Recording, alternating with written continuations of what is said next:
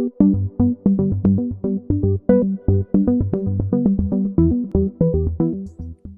everyone. I'm John Cole, and I'm the head of social for GroupM Services APAC. In today's conversation, we'll be joined by two guests to discuss the role of influencers and content creators in social commerce. First, we have Alex De Leon, who is the regional lead for Instagram APAC. Hey, everybody. Thanks so much for inviting me. We are also joined by brand ambassador Nico Bolzico. Nico can be found on Instagram at Nico Bolzico, where you'll find him regularly posting content about his family, pets, and adventurous life in the Philippines. Nico has been a brand ambassador for 5 years and partners with a variety of brands, including those in the FMCG, consumer electronics, and finance categories. Welcome, Nico. Hi, John. Thanks for having me. Thanks again to both of you for joining me today, and let's dive right into it. Nico, how has it been being an influencer during the pandemic these last few years? Have you seen more engagement from clients and brands requesting your services? So basically here in the Philippines, of course, like in the whole world, we were affected by the pandemic. So you could see that the marketing budgets from the brands went down, but when it comes to the distribution of those budgets, it really went mostly to digital. I believe that because of the constraints or not being able to do big TV shoots or big commercials because we couldn't leave our homes, the brands start focusing much more on digital. So even if the budgets went down in total, the budget for digital went up because it kind of ate most of the TV budget. And also, like, one of the shifts that we saw is like brands started to learn more about the digital world. So they started to understand much better the tools they can use. So basically, one of the main shifts that we saw during these 2 years is like the brands start working with the ambassadors, and they basically expect or they would like the ambassador to do everything, right? You're an ambassador, we have an idea together, but you have to shoot it, you have to do everything at home because that's the way it goes.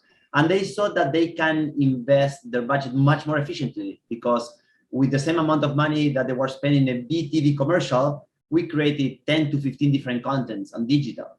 And also they start seeing that there is a lot of data they can use from those commercials, right? So they start analyzing, okay, if we did 15 different contents, what was the effect of each content? Which one was more efficient? Which one convert more? They look more on the clicks, on how they go, and using the paid partnership tool from Instagram, give them access to the lot of data that they were not using before. So I think that the pandemic made the brands focus more on digital and understand much more the tools. And of course, there's where the funnel counts, right? So you start seeing in digital, you can see the engagement or how many people view the video, how many people engage with the video, how many people click on the page of the brand. And then from there, they're starting trying to link how those clicks were translating to sales. So it became, like, I believe, much more efficient in terms of budget allocation because it actually helps the brand to focus and invest their budgets in what is actually working. And digital allows you to do that. Digital allows you to create different content, you test them. If it works, great. If it didn't work, it's okay. Let's move on to the next content. It was not that much budget allocated for that one content. Right. So, Alex, do you think influencer marketing will continue to grow and be an important part of social commerce moving forward? Yeah, absolutely. I think that it's kind of interesting because it feels like we've been talking about influencer marketing for so long. But when we look at the industry as a whole, it's really only been kind of a thing since 2016. And so it's definitely in a state of dramatic change and growth. And all of these things that I think we're seeing right now are very much not necessarily what influencer marketing is going to look like even next year. And so one of the things that we found from the pandemic was that whereas a lot of brands were still kind of considering influencer marketing to be as part of their kind of experimental budget, so things that maybe they were just starting to play around with, but maybe weren't really investing that heavily on, they started to really say, hey, we have to get scrappy. We have to collapse the funnel and think about putting media spend that's going to be not just branding or consideration or DR, but really something that's going to be able to touch all of those things. And I think that a lot of brands have seen that working with creators can potentially achieve some of those goals. It's definitely something that's really interesting for us. And we see that the industry as a whole is going to be evolving incredibly fast. So Nico, the GroupM Consumer Eye research report indicates that the top qualities for someone to follow an influencer are that they are funny and entertaining, informative, and authentic.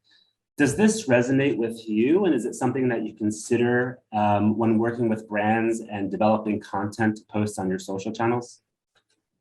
Absolutely. I believe today, with the digital world, the audiences are the bosses. The audiences basically decide what they watch, right? Before, when we were watching TV, you're watching your favorite show, there's a commercial break, you have to wait for that commercial break to end to go back to the show. So basically, you were sort of forced to watch whatever was coming in between your show.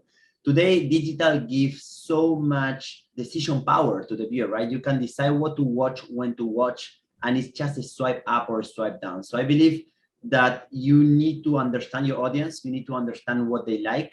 You also need to have, as an ambassador or as an influencer, an objective. Why you're doing what you're doing. In my case, I always said, I believe in the power of smile. So I always said, I need to make people smile.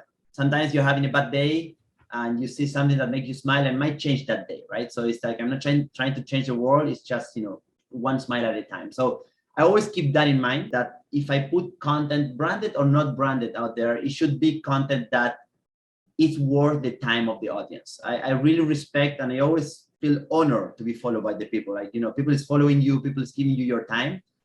Keep that in mind and make sure they know what they're following you. So when you keep that in mind, I think it's much easier, and everything goes to be authentic. People in that is following you, or your audience, know when you're being authentic and when you're not. And that, I think, is an important point that should also come with the brands, right? First, the brands should look for an ambassador that makes sense. You are going to look for an ambassador, look at the personality, his lifestyle, or everything he has been doing, and the way he's engaging with his audience, and understand if your brand really applies to that. You can see synergies.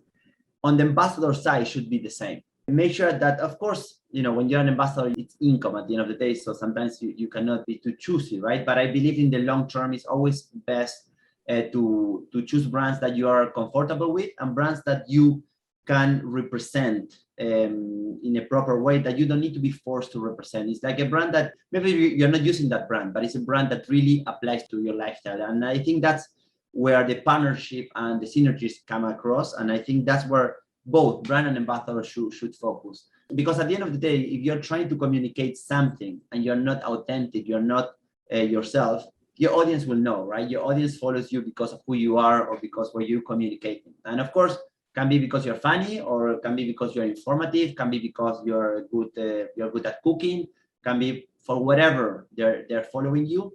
And I think that's a partnership that should be developed. And I think it's a way of looking at things at long term. And I think when that happens, it's really when you really connect with the audience. And if you are bringing value proposition to your viewers or to your audience through a branded post, it really, really works. That makes a lot of sense. And so, Alex, I guess, would you agree with that? And what do brands consider a successful partnership? Yeah, and actually, if I could piggyback off of what Nico said, I think that this is a really interesting dynamic where intuitively, I think most people agree with the idea that we want to have the content be entertaining and authentic and funny. But I still see a lot of brands falling into this pitfall of kind of treating influencer marketing the same way that they would an endorser, where you hire an endorser, you've written the script for them, you tell them exactly what the direction is going to be, and still saying that you want that authenticity, right? So it's a little bit paradoxical in that sense. And I think one of the interesting things that I've seen, even just from working with Nico and being his friend, is that he has millions of followers that are incredibly attuned to every aspect of his daily life. They know his wife, they know his dog, they know his turtle, they're following every single moment of his day.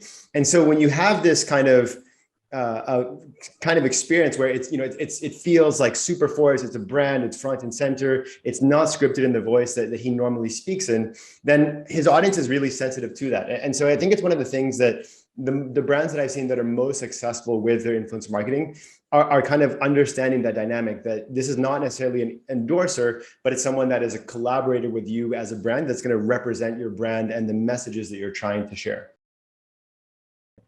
Okay. And just a final question as we think about content creators, influencers, the journey that we've been on, especially the last couple of years. I'd like to ask you both, I mean, what is the future of influencer marketing and working with brand ambassadors, and how would you both like to see it evolve?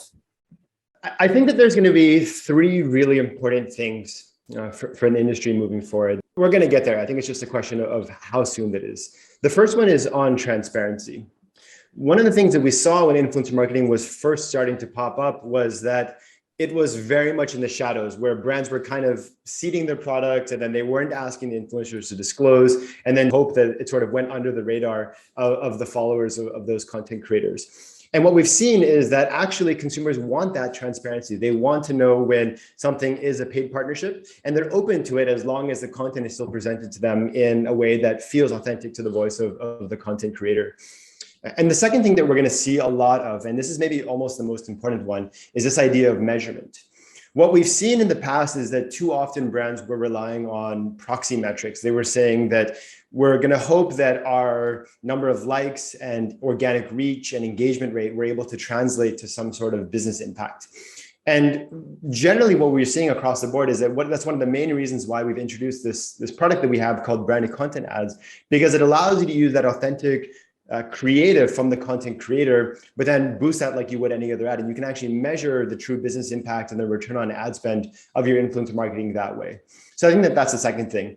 And then the third thing that I think we're going to start to see is that because influencer marketing can be a really effective way to drive business impact, that we're going to start to see media integrate that more fully into their overall mix of campaigns as well, where it's not necessarily just going to be handled by a social or a PR team, but it's media actually planning for influencer marketing as a part of their holistic mix. And Nico, what do you think about that? Where would you like the future of the work that you're doing from a brand ambassador? Where would you like to see that go?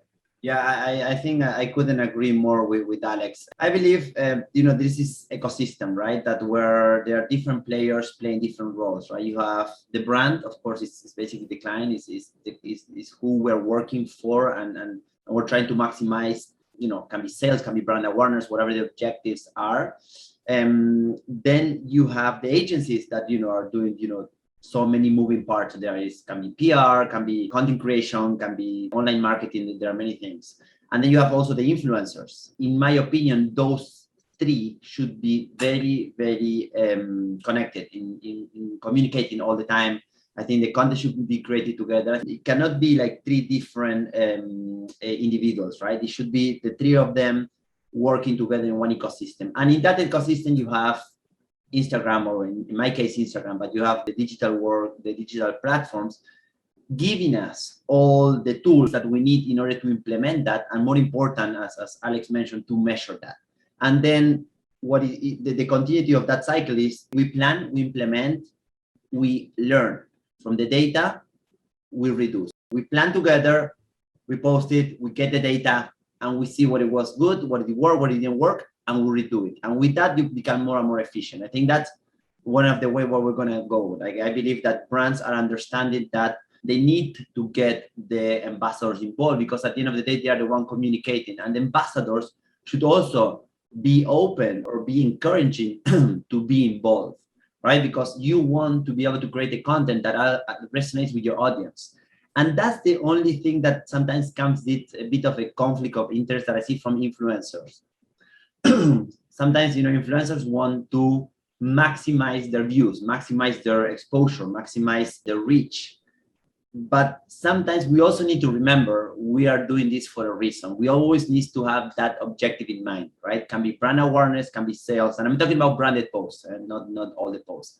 So I think that's the bit of a, not conflict, but the trade-off that we need to be open. We need to, of course, we want to create cool content, but at the same time, this is an ad, and don't run away from that. As Alex mentioned, be transparent. You are selling something and it's fine. Don't be ashamed of selling something, because if you're selling something that it's in line with what you do in your day-to-day and it's original, it's authentic with your personality, shouldn't be a problem. To that, you just add creativity, make it fun, and remember why you're posting, right? It can be a branded posted, but at the same time can be funny and can make someone smile. That is my objective in my particular case. what I always try to do with the brands is not just a campaign or a not. It's a partnership. We grow on this together. We work on growing the brand, growing the sales, and people start getting attached to a brand. So in my particular case, I have 8-9 brands that I've been working with since I started. We keep renewing the contract every year, and it's been 4 to 5 years, right? And it's great because I know the brand so well. And I think that's also another important responsibility of the influencer. Put the time to understand the brand. Make sure you can answer anytime, anywhere, any question from the brand. So study, learn. It's not just about using the brand, but also learn what is the brand doing, the people behind the brand, what is the impact of the brand. It's a long-term partnership. It's not just representing the brand for one campaign or for 1 month or for 6 months. It is a long-term partnership. Of course, sometimes you represent the brand and it doesn't work, and of course you move on, right? But the objective should be choose the brands that feel that you can represent authentically. I don't know if that's a word in English, I hope it is, but in Spanish it is. And make sure that you are proud representing it. Like you can proudly show what you're shooting for that brand, and you can talk about the brand in an informative way at the same time. So yeah, all those words to say that long-term partnership between ambassadors and brands for me is the future of marketing. Great. Thank you so much, Alex, Nico. Thank you so much for your time and your thoughts. We're all looking forward to see how your post and branded content evolve on Instagram. Thank you, everybody. Thank you. Thank you so much.